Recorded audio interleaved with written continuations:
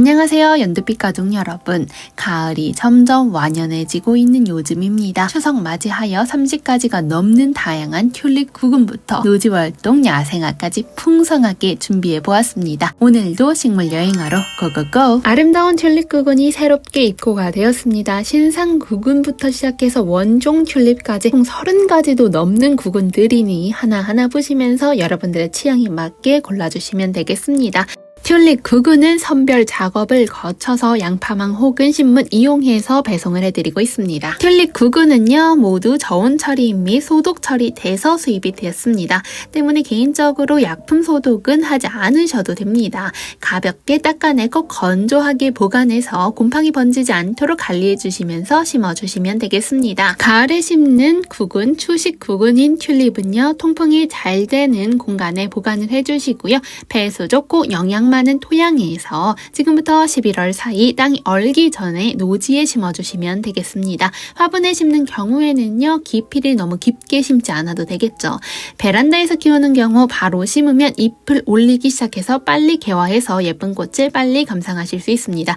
때문에 언제 개화를 원하느냐에 따라서 심는 시기를 결정해 주시면 되겠습니다. 예쁜 튤립 구근을 봄에 화려하게 보기 위해서는 영하 5도 이하로 30일 정도 보내주어야 합니다. 겨울에 너무 따뜻하게 보내지 않도록 신경을 써주시면 되겠죠. 물은요, 처음에 식재를 하고 나서 한 번 정도 주고 이후에는 봄에 싹이 나오면 그때부터 물 관리를 해주시면 되겠습니다. 특히 튤립 개화기 때 너무 건조하게 키우지 않도록 겉흙이 마르면 충분히 간수해 주시면 됩니다. 튤립 구근을 보시면요, 동글동글하게 생겼죠. 식재는요, 구근의 보통 2배에서 3배 정도 깊이로 심어주시면 됩니다. 그보다 조금 더 깊게 심어도 사실은 무관합니다. 껍질은요, 가볍게 벗겨내도 되지만 억지로 벗기거나 할 필요는 없습니다. 껍질 자체가 구근을 보호하는 용도로 사용이 되기 때문이죠. 아름답게 피어난 튤립을 충분히 감상하신 후에는요, 튤립이 자연스럽게 시들게 됩니다. 아쉽지만 자연의 수순이죠. 이때부터는 물 주기를 멈추시고요, 장마 전에 식재를 해주시면 되겠습니다. 구근을 만약 캐지 않고 계속 둘 계획이라면 구근이 썩지 않게 배수가 잘 되는 땅에 심어주시면 되겠습니다. 튤립 구근은 실내에서 키우기로 하셨다면 계속 실내에서 키워주세요. 실내와 노지의 온도나 환경이 다르기 때문에 한번 실내에 잘 적응을 한 구근은요, 노지로 옮기며 적응을 하지 못할 수도 있습니다. 다음 보여드릴 구근은요, 원종 튤립 구근입니다. 확실히 일반 튤립 구근에 비해서 크기가 훨씬 작죠. 원종 튤립은 가을에 식재해서 봄에 개화를 합니다. 일반 튤립과 마찬가지죠. 키는 20에서 30cm 정도로 자라게 됩니다. 노지에 식재를 할 경우 5cm 정도의 간격을 두시면서 키워주시면 되겠습니다. 레이디 제인도 키가 10cm 정도로 자라고요. 지금 보시고 있는 휴밀리스 비올라시아도 키가 10cm 정도로 자라납니다. 타르다는 노란색 베이스에 늘 인기가 있는 품종이죠. 별처럼 아름답게 피어납니다. 단풍잎 껑의 비름입니다. 아직은 희귀종으로 시중에서 찾기 어렵죠. 노지월동 가능한 식물입니다. 잎 끝에 결각이 달려 있고요. 가을이 오면 단풍이 곱게 듭니다. 행잉 화분에 늘어지게 심어도 아름다운 모습 감상할 수 있습니다. 흔하지 않아 특별하죠. 줄기는 단단한 느낌보다는 이렇게 흐드러지게 피어나는 것이 매력입니다. 전체적인 느낌은 둥근 잎 껑의 비름과 비슷하지만 결각은 앞서 말씀을 드렸듯이 더 많습니다. 화분에서 키울 때는 햇빛 잘 드는 공간에 두었다가 여름에는 직광과 장마를 피해서 자리가 서늘한 공간으로 옮겨주시면 됩니다. 레위시아입니다. 여러 해살이 다육가에 속하는 식물입니다. 다른 다육이들에 비해 물을 더 좋아하기는 하지만 건조하게 키워주셔야 합니다. 미국의 원주민들은 레위시아의 뿌리를 식용하거나 인후염 치료에 사용을 해왔다고 합니다. 때문에 꽃말이 치유입니다. 레위시아는 봄, 가을 피고지고를 반복하기 때문에 실내 정원과 베란다에 식재하면 화사함을 즐길 수 있죠. 다음 식물은 돌부채 설화입니다. 시베리아 몽고가 원산지인 식물로서 이름처럼 바위 틈에서 잘 자라납니다.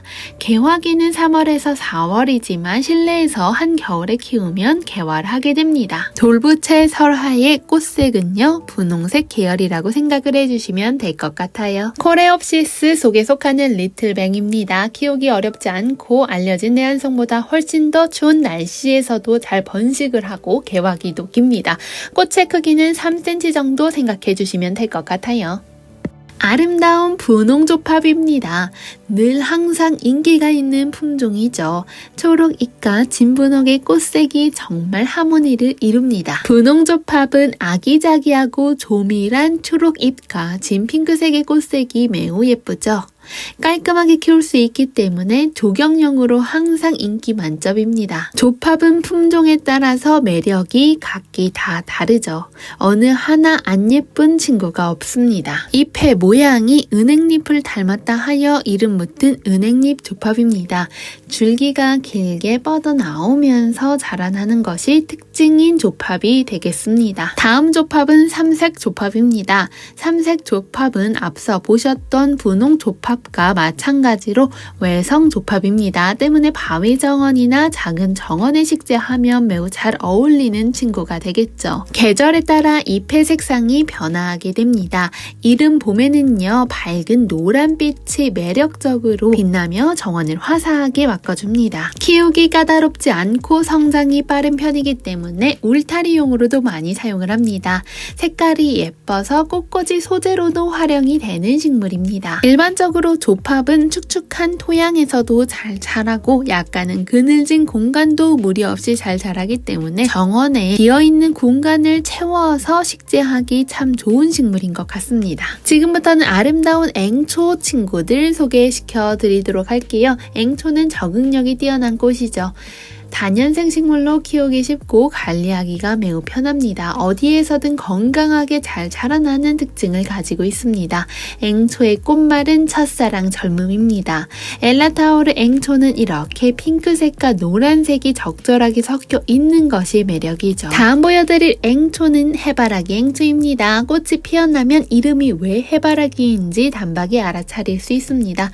붉은 바탕이 노란 무늬가 있는데 이 모습이 너무 귀여운 해바라기를 닮았죠. 발레리나 앵초는 프리뮬러 앵초와 잎은 흡사하지만 꽃의 모양은요, 장미를 닮았습니다. 향기가 좋은 겹꽃으로 피어납니다. 보기와 달리 내한성 강한 편입니다. 반그늘이 적합하고 여름이 되면 잎을 조금 더 풍성하게 키우면서 속간해 주시면 좋습니다. 열심히 키울수록 포기도 좋아지고 꽃망울도 조금씩 올라올 기미를 보여줄 겁니다. 발레리나 앵초는요, 각각의 색깔만 마다 특유의 아름다움이 모두 다르기 때문에 점점 키우다 보면 여러 가지 색깔을 키우게 되는 것 같습니다. 다음 식물은 은빛의 꽃이 아름다운 에델바이스 외솜다리입니다. 고산식물입니다. 우리나라, 중국, 일본 등지의 고산지대에서 자라나는 다년생 식물입니다. 알프스 고산지대에 사는 에델바이스처럼 높은 산에서 자란다고 해서 한국의 에델바이스라고 불리는 외솜다리였습니다. 흰 줄무늬 염주글라스입니다. 뿌리가 염주알이 이어진 듯 생겨서 염주글라스라고도 불립니다. 50cm로 키가 낮게 자라는 편에 속합니다. 이른봄부터 정원을 밝게 빛내줄 염주글라스입니다. 사초류 중에 흰빛이 가장 많이 돌아서 아주 신비스러운 느낌을 줍니다. 영하 30도까지 월동이 가능합니다. 번식 역시 잘 되고 반그늘에서도 잘 자라납니다. 다음 식물 층꽃입니다. 황금색으로 빛나는 잎 사이로 보라색깔 꽃이 층층이 피어 있습니다. 요즘 층꽃이 정말 물이 오르더라고요.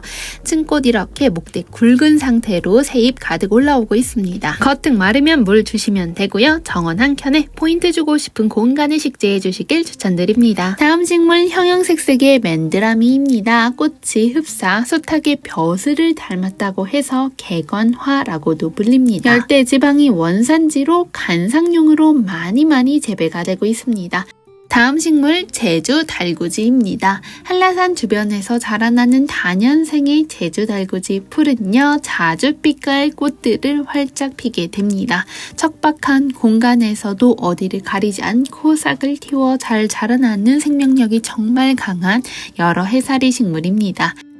다음 식물은 연잎 양귀비입니다. 실내에서도 잘 크고요. 노지, 그늘, 어디를 가리지 않고도 잘 자라나는 식물이 되겠습니다. 잎의 모양은 연꽃잎을 닮았고 청초한 하얀 꽃이 피어납니다.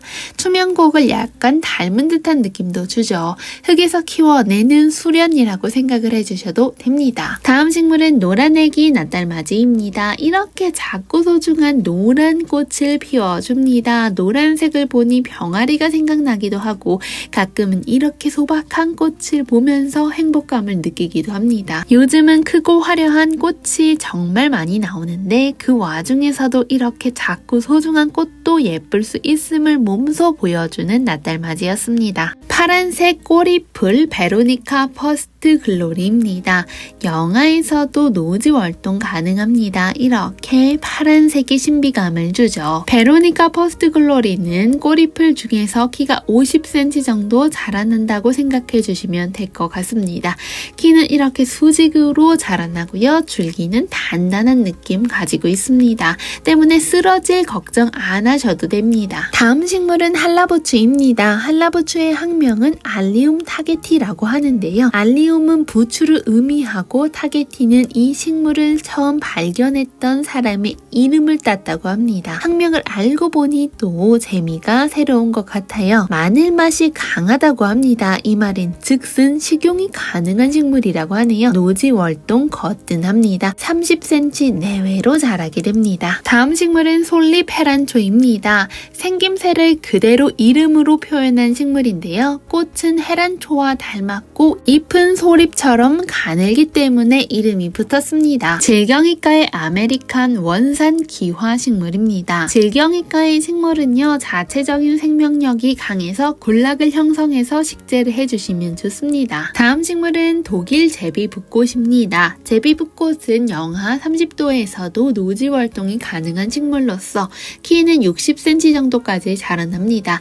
꽃말은 행운과 우아함이라고 합니다. 다음 식물은 미니 아이리스입니다. 습한 토양이나 반그늘은 물론 양지 바른 공간에서도 키우기 쉽죠. 한번 심어두면 매년 폼이 커져서 보기가 더욱 좋아집니다. 우리나라 토종 흰 붓꽃도 들어와 있습니다. 하얀 색깔의 붓꽃을 선호하신다면 절대 놓치면 안 될 그런 수수하고 담백한 느낌을 주는 붓꽃이 되겠습니다. 다음 식물은 에키움입니다. 키는 35cm 정도로 자라납니다. 내한성도 강한데 내건성도 강하기 때문에 바위, 정원이나 자연스러운 조경을 위한 식물로 아주 좋습니다. 에키움은 중앙아시아 유럽 지역에 분포하는 여러 해살이 식물입니다. 영하 5도까지 잘 견뎌냅니다. 배수 잘 되는 토양 선호합니다. 다음 식물은 벨가모 폰카혼타스입니다. 폰카혼타스는요, 일반 벨가못에 비해서 키가 낮게 자라죠. 20에서 30cm 정도로 자라납니다.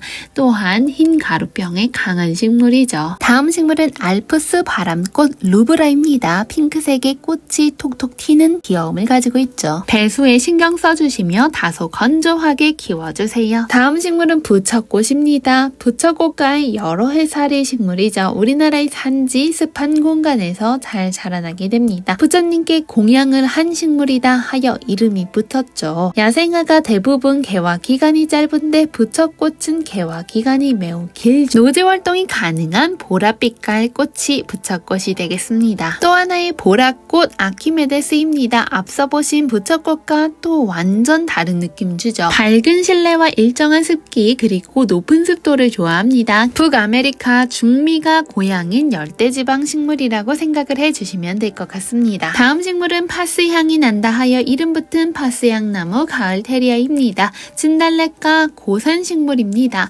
추위에 강하죠. 뿌리는 세근이기 때문에 물을 좋아합니다. 배수가 잘 되는 토양에서 겨울에도 물마름 없이 키워주세요. 다음 식물 개국입니다. 노지 활동 가능합니다. 바닷가에서 피어서 해국으로 불리는 개국이죠. 노란색 꽃이 초겨울까지도 피어납니다. 추위에 강하고 환경에 대한 적응력이 뛰어난 식물이 되겠습니다. 아름다운 삼색 아스타입니다. 아스타는 꽃도 예쁜데 노지 월동도 잘 돼서 너무 좋죠. 노지에 심은 모습도 궁금하고 기대가 되실 것 같습니다. 아스타 국화는요, 작은 포트라도 베란다 정원이나 화단에 들이게 되면 눈길을 바로 사로잡는 그런 식물이 되겠죠. 양지 반양지 가리지 않고 잘 자라납니다. 특히 화단이나 노지에 심어 놓으면 쑥쑥 잘 크더라고요. 물 마르지 않게 주의해 주시면서 키워주세요. 개화했을 때 물이 더 많이 필요하겠죠. 이렇게 꽃망울이 피어있을 때는 과습 주의해 주시면서 통풍에 신경 써주세요. 농원에 심어 놓은 공작 아스타 모습입니다. 제가 크게 신경을 정말 많이 못 썼는데도 예쁜 꽃망울을 트여서 꽃을 피워주고 있더라고요. 지금부터는 벌레잡이 식물들 보여드리도록 할게요. 사라세니아입니다. 잎이 길게 통처럼 자라나는 식물입니다. 뿌리에서부터 나온 잎은 나팔처럼 속이 비어 있는데요. 잎의 안쪽에서 액을 분비해서 벌레를 유인하게 됩니다. 그물망 같은 무늬도 독특하죠. 다른 벌레잡이 식물들도 보여드릴게요. 밝고 촉촉한 토양을 좋아합니다. 공중 습도는 다습하게 관리해 주셔도 좋고요.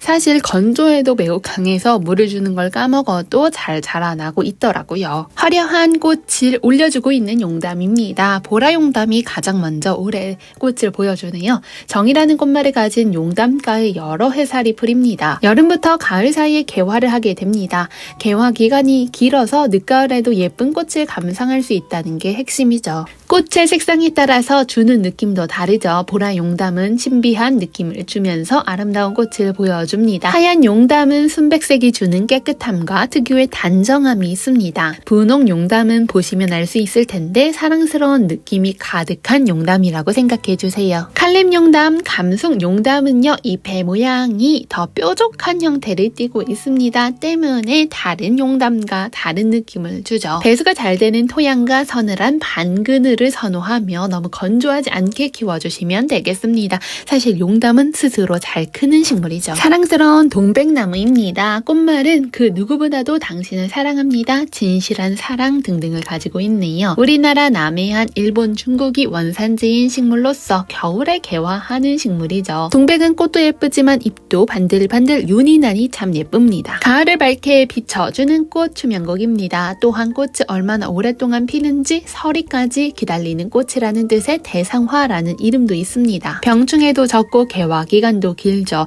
꽃도 이렇게 예쁘고 다소곳하게 피어나는 인기가 많습니다.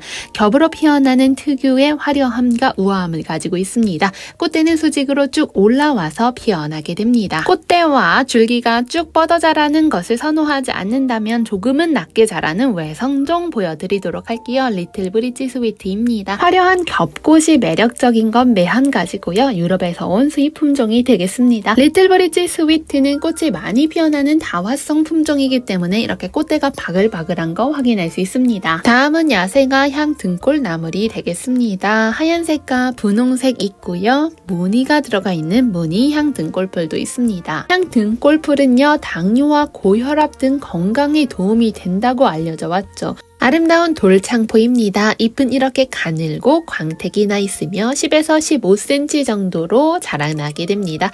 상록성 식물이기 때문에 연중 푸른 잎을 보실 수 있습니다.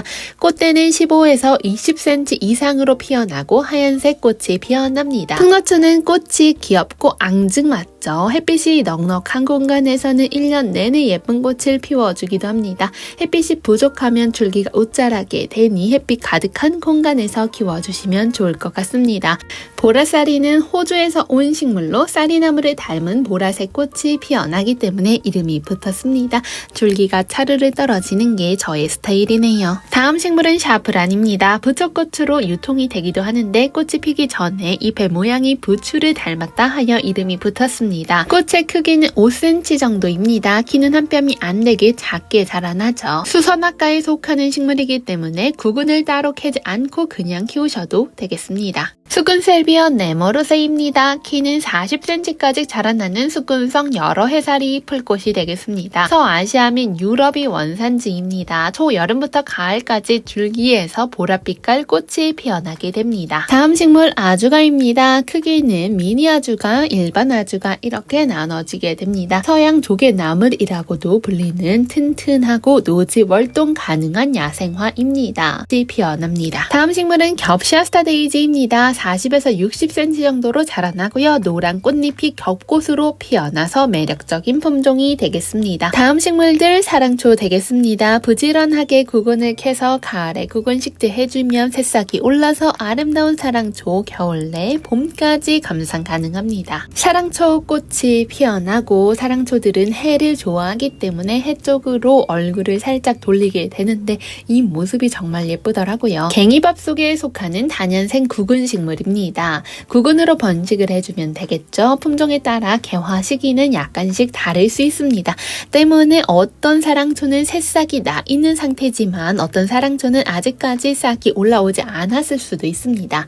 물은요 겉흙이 마르면 흠뻑 주시면 되겠죠. 사랑초라는 이름은요 잎의 입장이 하트 모양을 닮았다 하여 사랑초라고 불리면서 유통이 되고요. 사실은 학명은 옥살리스가 되겠습니다. 사랑초 빛에 민감한 식물입니다. 햇빛이 없는 흐린 날, 비 오는 날, 그리고 밤에는 꽃잎도 잎도 접은 채로 열리지 않아요. 만약 비가 계속 온다면 형광등 불빛 아래로 데려가면 꽃의 모양을 보실 수 있습니다. 사랑초는 대부분이 구근 식물입니다. 휴면하지 않는 종류와 휴면하는 종류로 나눠볼 수도 있겠고 언제 식재를 하냐에 따라서 동형종 사랑초, 하형종 사랑초라고도 나눌 수 있습니다. 오늘 영상에서 보여드리는 모든 사랑초는 여름에 휴면하고 가을인 지금 싹이 나는 수식 구근 사랑초라고 생각을 해주시면 쉬울 것 같아요. 통에 초록색 식물처럼 겉흙이 마르면 물을 주는 식으로 그냥 기르면 되는데요. 휴식기에 들어가는 사랑초를 키우려면 약간의 지식과 노력이 필요합니다. 6월부터 7월 여름에 구근을 캐거나 단수를 해주셔야 합니다. 이거는 이제 가드닝을 하다 보면 감각적으로 시기를 읽어가는 능력이 생기는 것 같아요. 잎이 모두 마르면요. 구근을 캐서 양파망에 보관을 해두어도 좋습니다. 통풍 좋은 그늘에 걸어두거나 심어진 화분 그대로 물이 닿지 않는 장소에 두면서 단수하시면 됩니다. 여름이 지나가고 무더위가 슬슬 사라질 때쯤 자연스럽게 사랑초 구근들은요. 휴면기에서 깨어나게 됩니다. 가을바람이 살랑살랑 기분 좋게 불어오는 요즘에 구근을 심어도 되겠죠. 4번째 단수를 했던 사랑초는 다시 물 주기를 시작하면 기지개를 피고 새싹을 다시 올려주게 됩니다. 노란 잎이 생긴다면 새 흙을 갈아주셔도 좋고요. 혹은 액비나 알비료를 올려주셔도 됩니다. 꽃이 지고 나면요. 너무 구박해주지 말고 잎이 최대한 오랫동안 푸릇푸릇 살아있을 수 있게 물관리 잘 해주시면 되겠습니다. 은은한 아름다움이라는 꽃말을 가지고 있는 아마릴리스입니다. 멕시코 원산지인 식물로 크기는 60에서 80cm까지 자라나게 됩니다. 꽃대 올라올 준비를 다 하고 있네요. 다양한 종류의 국화, 그 중에서도 해국은 바짝 마른 암벽 사이에 누구도 흉내낼 수 없는 아름다움을 만들어내는 국화입니다. 보랏빛깔 꽃이 정말 아름답게 피어나죠. 백옥꽃깔 비비추입니다. 비비추의 매력은 겨울을 보내고 힘차게 솟구쳐 올라오는 봄날의 비비추의 모습을 감상하는 그 일련의 과정입니다. 앙증맞고 귀여운 비비추만의 매력이 있죠. 다음 식물은 나비처럼 한들한들 꽃이 흩날리는 모습이 정말 예쁜 나비꽃들입니다. 키우기 까다롭지 않아요. 햇빛을 좋아합니다. 아름다운 꽃은요 4월부터 11월까지 피었다 지었다를 반복합니다. 나비꽃은 특유의 탄력성을 가지고 바람에 그 자체를 내맡깁니다. 때문에 한들한들 춤을 추며 즐기는 것 같은 모습을 보여주죠. 이것이 나비꽃의 매력입니다. 아름다운 무늬가 매력적인 맹문동입니다. 추운 날씨에 지상부는 마르지만 이내 새순이 올라오는 식물이 되겠습니다. 나무 아래 심어도 잘 자라나는 음지 식물로서 나사가 선정한 공기 정화 식물 중 하나입니다. 우정이라는 꽃말을 가지고 있는 부들레아입니다. 향기가 진하고 오래 갑니다. 80cm 정도의 높이로 작게 자라나기 때문에 부담 없이 키울 수 있습니다. 다음 식물은 자이어 펜스테몬입니다. 아주 가의 색감 좋아하신다면 자이어 펜스테몬도 좋아할 겁니다. 꽃은 하얗게 피어나고요. 길게 꽃대를 올려줍니다. 일반적인 초록꽃과는 달리 꽃잎이 문어다리처럼 갈래갈래 나뉜다고 하여 이름 붙은 핑크 옥토퍼스입니다. 진한 자줏빛을 띠는 꽃이 매력적인 식물이 되겠습니다. 다음 식물은 토종솔채입니다. 생명력이 강하고 키가 수직으로 뻗어 자라기 때문에 바람에 흩날리는 하늘하늘한 매력이 강합니다. 연보라색 꽃이 피어나는데 약간은 청색빛도 도는 사랑스러운 꽃이 피어납니다. 다음 식물은 오이풀입니다. 마른 풀 사이로 새순이 쑥쑥 올라오고 있는 요즘입니다. 아기 초록들이 너무 예쁘죠? 하얀 꽃이 피어나는 해변국화입니다. 단연생 초본으로 주로 바닷가에서 자생하며 줄기는 목질화되어 나무처럼 자라나는 독특함을 가지고 있습니다. 구근에서 붉은 상상화 꽃대가 뻗어나와 움트고 있습니다. 가을꽃이라는 것도 상상화라고 다 같은 게 아니죠, 사실. 빨갛게 피어나는 꽃이 금세 마음을 환하게 밝혀줄 것만 같습니다. 하늘하늘 꽃이 피고 있는 물빔입니다. 분홍꽃이 피어있네요. 5월부터 11월 서리가 내릴 때까지 꽃이 피었다 졌다를 반복합니다. 애기 코스모스라고도 불리는 썬빔입니다. 진한 빨간 계열의 꽃이 예쁘죠. 문빔 꽃색은요, 실물이 더 예쁘더라고요. 노란색이 가미된 약간 황금색 빛깔입니다. 백풍 국화는 다른 국화와 다르게 목질화 되기 때문에 분재로 만들거나 나무처럼 키울 수 있습니다. 구절초는 꽃이 피어나면 내가 꽃이라는 느낌을 주는 심플한 꽃 모양을 보여줍니다. 때문에 이러한 가을꽃 좋아하시는 분들이라면 절대 후회 안 하죠. 봄과 여름에 피어나는 데이지나 마가렛 같은 분위기도 나옵니다. 우리나라 자생식물 털뻐꾹나리입니다. 백합과의 여러 해살이 풀이죠. 달걀향의 넓적한 잎과 식물 전체에 미세한 털이 이렇게 나와 있는 걸 확인할 수 있습니다. 보랏빛깔 무늬가 아름다움을 가득 채워주고 있네요. 진한 초록의 잣잎들이 줄기에 촘촘하게 붙어 있는 모습이 개성 만점이죠. 석화해라고 불립니다. 석화해는 사계절 진한 초록의 잎을 볼 수가 있고 성장이 아주 느린 식물입니다. 때문에 이 모습을 계속 관찰할 수 있다는 장점이 있죠. 이끼용담입니다. 소소하게 번져가는 모습 예쁘죠? 키우기도 무난한 식물이 되겠습니다. 물을 좋아하는 편이기 때문에 꽃이 필 때 물 마르지 않도록 신경 쓰시면서 키워주시면 되겠습니다. 보라 숫잔대입니다. 숫잔대는 부처꽃처럼 여름철 장마도 잘 견뎌내고 고온 다습한 환경에서도 잘 크는 식물이죠. 동작꽃 중에서도 귀한 제비동자입니다. 짙은 빨간색 꽃잎의 끝이 제비꽁지를 닮았다 하여 이름이 붙었습니다.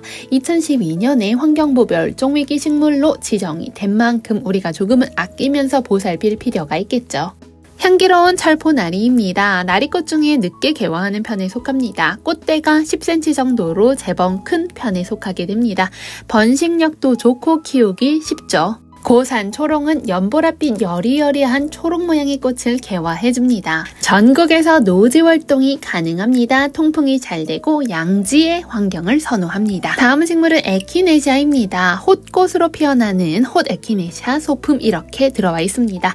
에키네시아는 북아메리카가 원산지입니다. 미국 동부, 캐나다 남부 지역 등 다양한 공간에서 자생을 하고 있는 여러 해살이 풀입니다. 에키네시아 국화과의 단연생 초본 식물로서 어느 기후에서나 잘 자라고 전국 노지 활동이 가능합니다. 품종마다 각각의 아름다운 색상으로 피어나죠. 관상 가치가 높은 품종입니다. 리포피아는 아프리카에서 건너온 여러 해살이 화초입니다. 갈대처럼 생긴 잎 때문에 갈대 대용으로도 많이 식재를 하죠. 아프리카에서 건너왔지만 추위에는 강합니다. 한번 심어 놓으면 겨울에 잎이 말라버리지만 내년 봄에 언제 그랬냐는 듯이 새순이 올라옵니다. 엘라투스가 예쁘고 정열적인 꽃을 피워주었네요. 물 빠짐이 좋은 흙에서 심어주시고 일주일에 한두 번 물 관리를 해주셔도 됩니다. 아름다운 크리스마스 로즈입니다. 12월부터 4월까지 겨울 동안 꽃을 피워주죠. 미나리 아제비과의 단연생 상록식물입니다. 유럽이 원산지인 식물로서 추위에 매우 강한 식물입니다. 여름 더위를 피하기 위해서 조금은 선선한 공간에서 키울수록 좋죠. 내공해성이 강한 식물입니다. 꽃의 개화 기간이 길기 때문에 관상용으로 키우기 적합합니다. 의아리꽃은요, 노지 활동이 가능하기 때문에 여러 여러 해살이 덩쿨 식물로 볕이 잘 들고 타오를 수 있는 울타리가 있다면 누구나 쉽게 기를 수 있는 식물입니다. 덩쿨 식물도 하나쯤은 키워보고 싶잖아요. 근데 이렇게 겹꽃으로 유럽에서 온 클레마티스 의아리는 더욱 풍성한 느낌을 주기 때문에 많이 좋아하십니다. 지상부는 해가 잘 드는 공간을 선호하지만 날씨가 크게 덥지 않은 곳이면 어디든 잘 큽니다. 또한 심하게 건조하지 않는다면 하루 종일 해가 쨍쨍 뜨는 곳에서도 잘 크더라고요. 품종에 따라 다르지만 대부분의 품종은 너무 그늘진 공간에서는 꽃을 많이 피우진 않습니다. 의아리꽃 들이셔서 주의할 점은 심을 때 땅을 깊게 파서 묻어주는 거 추천드립니다. 화분에 심겨진 것보다 1-2인치 정도 깊게 심기 추천드립니다. 의아리꽃 채뿌리는요, 땅속으로 깊게 내리기보다는요, 지면에 얇게 넓게 퍼지는 습성을 가지고 있습니다. 꽃이 시들고 나서 잔가지는 정리해 주셔도 되고 크게 가지치기를 해주지 않아도 생존에는 전혀 지장이 없습니다.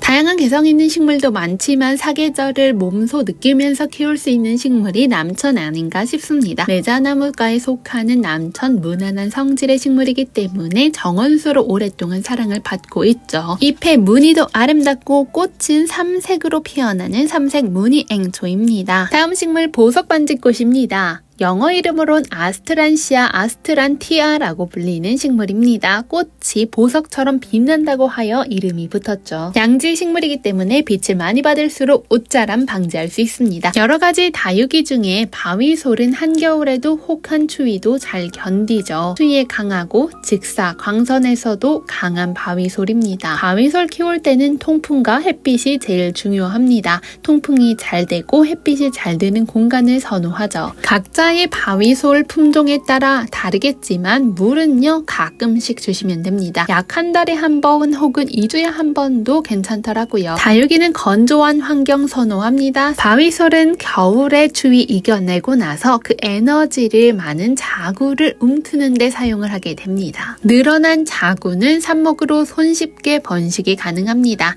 대부분의 다육식물들이 번식이 매우 쉽죠. 자르거나 뜯어서 다른 곳에 식재하면 새로운 개체가 돼서 무럭무럭 자라납니다. 건조하고 통풍이 잘 되는 공간을 선호하기 때문에 통풍이 잘 안 되는 실내에서 키우신다면 창문을 열어주신다거나 장소를 바꿔보시는 것도 한 가지 팁이 될 수 있겠습니다. 오늘은 백두산 기린초를 마지막으로 해서 영상 마쳐볼게요. 저는 다음에 또 싱그러운 이야기로 찾아올게요. 감사합니다.